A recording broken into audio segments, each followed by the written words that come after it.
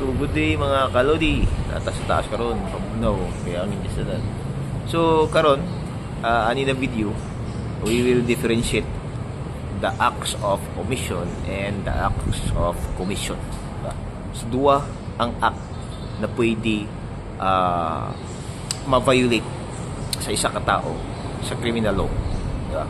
Once we say violate, katong iyang mga na buhat or iyang nalapasan kana ang violation, diba? So naatay gitawag na omission and commission.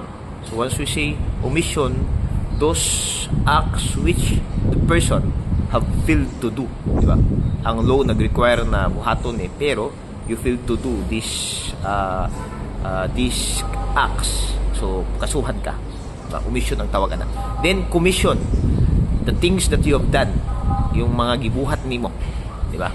So commission and omission, so these are the acts na punishable under sa criminal law, diba? Again, commission, the things that you have done, imong nabuhat. Then omission, the things that you failed to do. So duwa na siya ko.